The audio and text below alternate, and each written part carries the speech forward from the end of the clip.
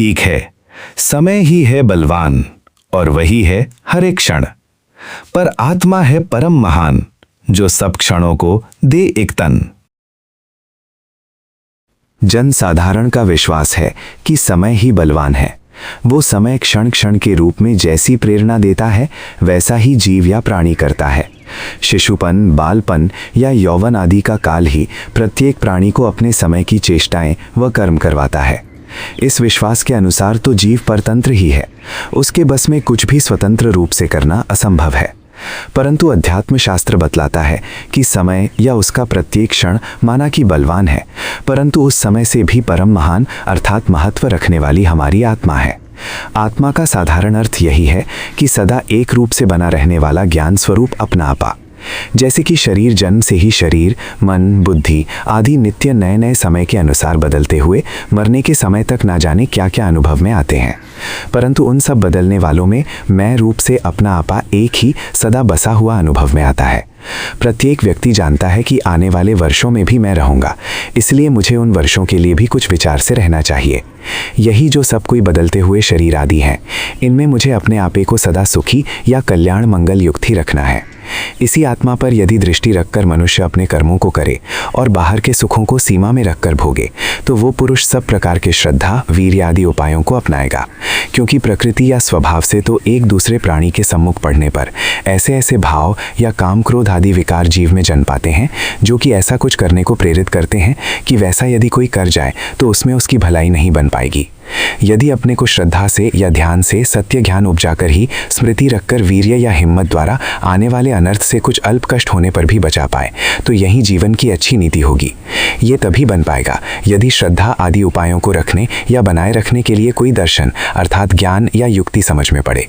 दर्शन यही है कि जब भी कोई पग उठाना हो तो अपना आपा रूप सदा बना या बसा रहने वाला आत्मा दृष्टि या दर्शन में रहे, उसकी भलाई का विचार रहे, समय या उसकी भाव में ना बहा जाए।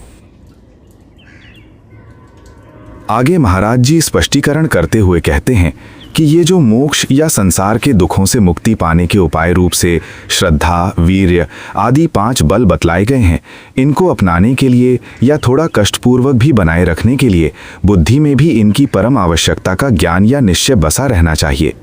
यही बल हमें बलपूर्वक भी प्रेरित करेंगे और कहीं भी चूक नहीं होने देंगे। जैसे रोगी को कितना भी प्रिय भोजन रोग की दशा में टालने में अधिक हिचकिचाहट नहीं होती, क्योंकि स्वास्थ्य का होना भी तो अत्यावश्यक सुख का कारण ही है। ये दर्शन या ज्ञान बलपूर्वक उससे परहेज करवा ही देगा, उसे आदतों के बल के विरोध में जुटाए रखेगा। इसी प्रकार मनुष्य छोटे मोटे जो समय समय पर सुख विषयों से होते हैं, उनको पाने के लिए प्रकृति स्वभाव के बल से प्रेरित होकर मनुष्य बिना सोचे समझे भी खिंचा चला जाता है। यद्यपि उनका परिणाम अंत में भला ना भी हो, मगर काम या इच्छा के समय सामने का सुख तो दिखता है, परंतु दूर होने वाला दुख अविद्या या अज्ञान द्वारा हमेशा ढका ही रहता है। इसीलिए मनुष्य जीवन में सैकड़ों गलतियां कर जाता है और अंत में दुख या दुर्गति को ही पाता है। इसी अज्ञान या अविद्या से सावधान मनुष्य को सदैव अपने चिरकाल भले पर दृष्टि रखनी चाहिए। थोड़े थोड़े समय के लिए सुखदायी और अंत में दुख देने वाले विषयों के सुख में ही बसे रहकर जीवन गंवाना ठीक नहीं है। इस सब भाव को ही ये पद दर्शाता है कि जैसे प्रकृति का बल अनथक रूप से मनुष्य को संसार में ही धकेलता है, वैसे ही मनुष्य भी आत्मा की दृष्टि रखता हुआ बलों की शरण में रहे।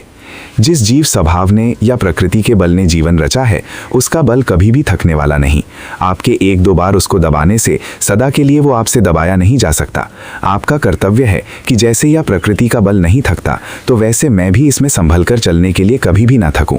थोड़े से सुख में ही मैं भूला ना रहूं, अपने सब समय अभी और पीछे भी रहने वाले आत्मा को विचार में रखूं। समय अपने स्थान पर बलवान अवश्य है, परंतु वो समय तो क्षण क्षण करके बहता जाता है। प्रत्येक क्षण अपने आप में न्यारा न्यारा है, परंतु मनुष्य इन न्यारे क्षणों को भी अपने प्रयोजनवश एक तन में बांध देता है। उसने अपने खाने का समय, सोने का समय, नहाने धोने या अन्य कार्यों के लिए कई एक समय अपने प्रयोजन के लिए कल्पित कर रखे हैं। इसलिए इससे ये ज्ञात होता है कि आत्मा के ज्ञान और आत्मा के हित के सामने समय का महत्व भी एक माप के अंदर ही है। परिमाण रहित समय का महत्व नहीं है, परंतु आत्मा का महत्व तो माप से परे है। इसलिए यदि कोई अपनी आत्मा अर्थात सदा एक रस रहने वाले अपने आप पर दृष्टि रखकर संसार में चलने या करने की बुद्धि, धर्म और नीति को अपनाए, तो उसके सामने समय का भी कोई महत्व या बड़प्पन नहीं है। समय को तो मनुष्य ने ही और आत्मा ने ही बहुत प्रकार से कल्पित कर रखा है। अपनी नित्य आत्मा और उसकी भलाई को दृष्टि में रखते हुए उसे यही श्रद्धा रखनी है और स्मृति, वीर्य, ध्यान, ज्ञान आदि का बल रखना है कि जब कुदरत संसार में ही धकेलने में कभी नहीं थकती, तो मैं भी धर्म और इस संसार से पार पाए हुए तथा प्रकृति के बल को जीतकर सदा शांत रहने वाले भगवान के वाक्यों को मानकर सदा स्मृति, वीर्य, ध्यान, प्रज्ञा आदि उपायों को अपने में बसा कर रखूं।